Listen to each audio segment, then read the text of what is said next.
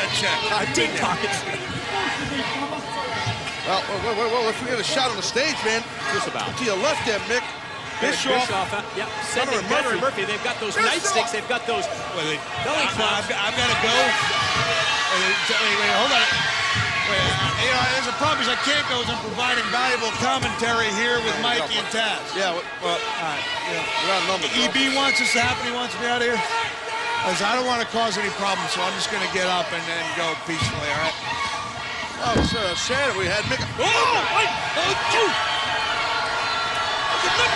Taking the sock out. Mick can't prepare. He's got Socko.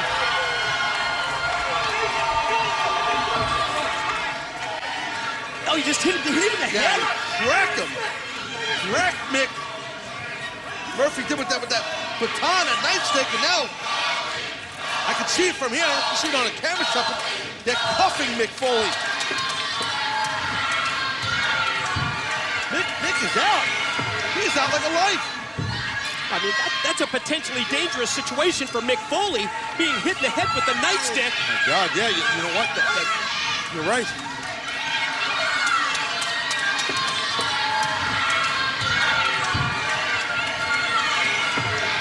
And now, a handcuff.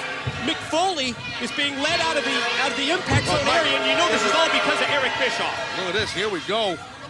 All of a sudden, not afraid to face brother Devon is Bully Ray, but he's got him in a compromising position just like this, and he drives the right hand into the head. You could see Bully Ray just waiting to pick his spots. Right back to the offense, drops the elbow with authority. Firmly and directly into the chest. Yeah, I'll tell you what, like it or not, I think it's smart the way Bully Ray is kind of stalking and taking his time, picking his spots with brother Devon. He's not just rushing into it. But I tell you what, I never thought I'd see this. These two brothers, well, the one brother, Bully Ray, he kicked Devon from behind, and now he's just pounding on him. He didn't want to face Devon face to face, but Anderson wanted to put the tag in for Bully Ray to face Devon early. I told you he was weak. He's weak.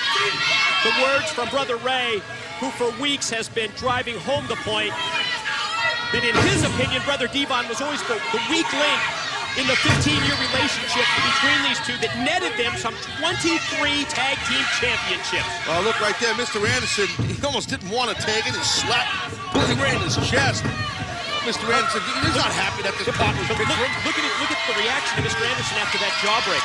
That's a good point, Does it look like he's a little woozy here? here? Yeah, sure does. I got caught up in the moment, but you're right. Yeah, look at Anderson already. And he still insists that he's been medically cleared, but we have no proof of that. Now we have no proof at all. And you know, I think it's kind of... Oh, my God, what a chase! What the hell is that? Talk about taking your partner in.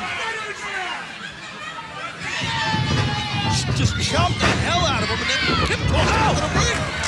Pitches him with the DDT. Gonna pin Morgan right here. No, just two.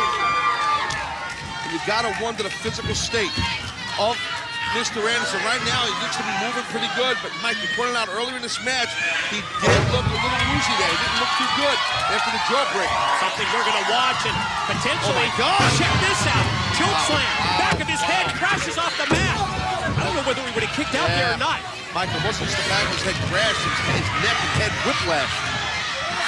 And it's that whiplash effect that could severely impact head trauma as Devon on the chase. Bully Ray. He's running. Bully Ray's just running. Oh, my God, inadvertently, it seemed. Was it? Discus clothesline to the back of the head of Anderson, and Morgan covers him to get the pin. The winners of the match, the team of Matt Morgan and brother Devon. That discus clothesline, man, brother Ray, get out of the way and just, I'll tell you, I really think that was an accident. I think it was by Matt Morgan, because you can see he kind of was disappointed himself when he covered him. What a shot, though. I don't know. Accident? To me, it looked like it. Maybe it was different, but look where he hit him, too. Right in the back of the head.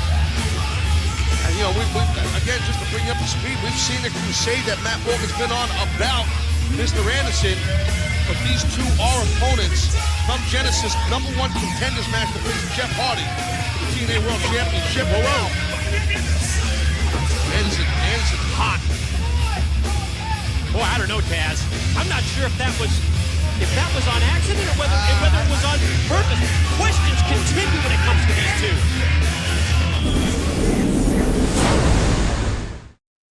Ken Anderson's a lot like me. He's his own worst enemy, and he'll do what he has to do because he loves his business, and he wants a shot at that TNA World Heavyweight Championship. But I saw Ken Anderson wrestle last week. He's in no condition for that match. As long as I'm breathing, that match is not taking place. The whole business suffered because of what you did. Every company in wrestling had to suffer what you stirred. You didn't have the balls or the skill to be a man. I know I've been part of the problem. Give me a chance to be part of the solution. The solution is kiss my ass. No, put it down. I'm not gonna let Ken Anderson make the mistakes that I've made. You're living off of the corpses and the injuries and the people that you forced to try to keep up with you, and that's what you get to live with, and you ain't stopping any match in this company or anywhere else.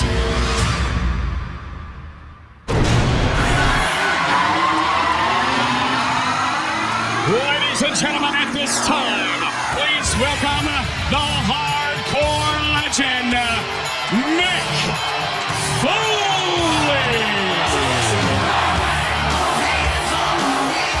On the eve of New Year's Eve, we welcome you to an Impact broadcast that, yes, kicks off with the entrance of the one and only Mick Foley. And last week, so surprised to see Foley's return to the Impact Zone and showing concern for the controversial situation involving the head trauma suffered by Mr. Anderson. Yet when Foley tried to warn the mortal about the long-term effects of concussions, Eric Bischoff, Ric Flair, they blamed the hardcore legend himself for changing the landscape of this industry.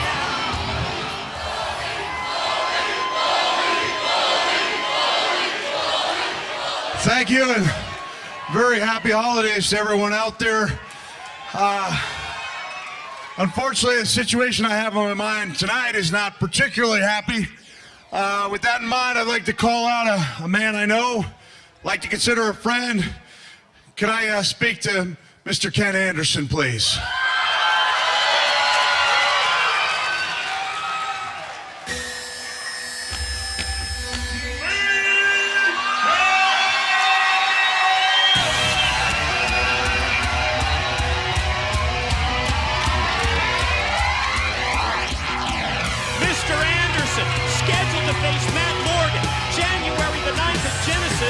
In the #1 contenders match for the TNA World Heavyweight Champion Jeff Hardy. But we still haven't seen that Anderson has been officially medically cleared, even though Anderson himself has claimed repeatedly he's okay. Well, Mike, the jury is still out on Anderson's condition. We saw Anderson in a tag team match recently, and I'll tell you, he did not look 100%. Ken, I appreciate that. I have a feeling the subject matter is going to dictate that things may get contentious between the two of us. But before that happens, I'd like to refresh your memory with a little story about how we met, okay? This is going back a few years, and you and I knew each other. We nodded hello, right? But we didn't really know each other. But we found ourselves in the room of an injured service member with Miss America. So it's Ken Anderson, Mick Foley, and Miss America in the same room, and I think... And you held her box. I held Miss America's box. Thank you. It had to be pointed out. Now, I'm not a mind reader, but I think what Miss America meant to say in that room with the injured service member was, hey, why don't you guys take a picture of me and this soldier, and then I'll take a picture with both of you and this soldier. But that's not what she said, was it? What Miss America said to us in the room was, why don't you guys do me first, and then I'll do both of you together. Before saying I'm not sure that came out the right way. Maybe it did. The point is, Ken, you and I, from that point on, we had a bond together, right? We know the nature of the wrestling business. It's a rocky road. But we got the bond. I want you to know what I'm going to say to you comes right from the heart. and it's very personal to me, all right? The biggest lie that I've ever told in my life, and I told it over and over and over the course of my career, was, I'm okay. I'm okay. What I needed a long time ago was somebody to get up in my face and say, you're not okay, Mick. You're not okay.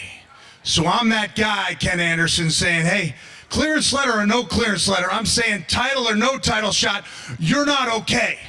And if you can't do it for yourself, think of your family, Ken. I mean, you've got a beautiful wife. Somewhere down the road, I know there's going to be a couple little assholes running around. Ken, as somebody who likes you and someone who respects you and someone who shares a bond over Miss America with you, I'm telling you, you don't want to be looking in the face of a guy like Matt Morgan, looking up to Matt Morgan. He's a dangerous man, and he's looking out for your best interest. But if you don't cooperate, hey, I'm telling you that I'm doing you a favor by saying, think twice, man, because you don't look okay to me. Mick, I thank you, okay? I thank you. I've thanked Matt Morgan. I thank all these people.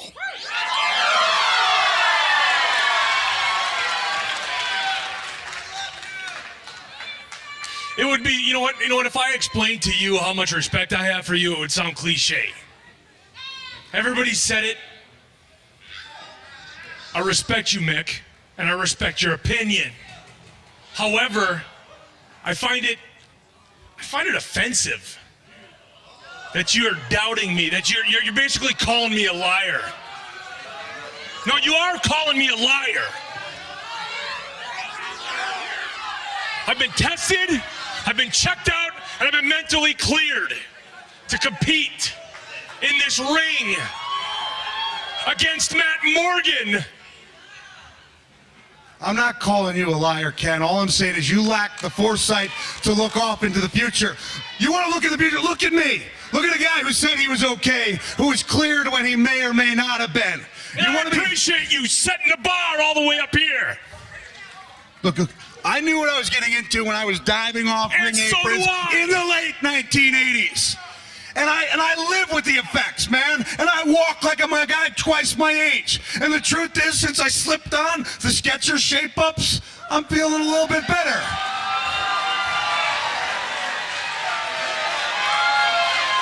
But here's the deal, Ken. There's no Skechers shape-up for your brain. Once you mess that up, you mess it up for good. No, here's the deal. You're not listening to me, and you're still calling me a liar. And there's an old saying that if you can't get along, then get it on. And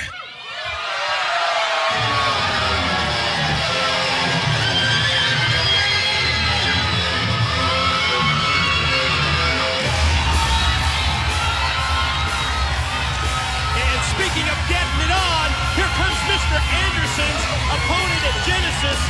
And while Matt Morgan was the first person to step up to the plate for Anderson, even to the point that he lost his spot with Immortal, you have to wonder if the Blueprint may be losing patience with Ken Anderson. Well, speaking of patience, I mean, and Mr. Anderson has no patience for anyone who doubts his condition. Real sensitive.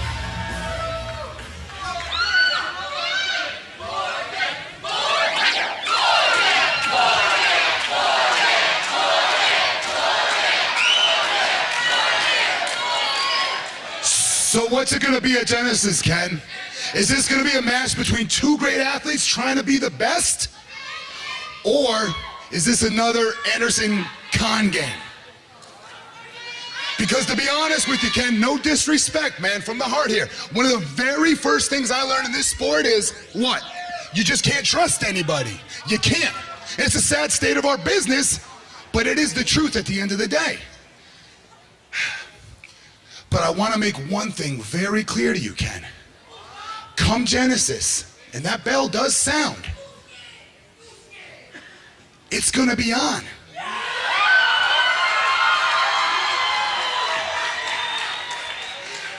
And whether you're 50% or 100%, it will make no difference to me at that point, because I don't have a choice. I have no choice but to go through you. And then on to the TNA World Heavyweight Championship. Con, You say Khan? Is this going to be another Mr. Anderson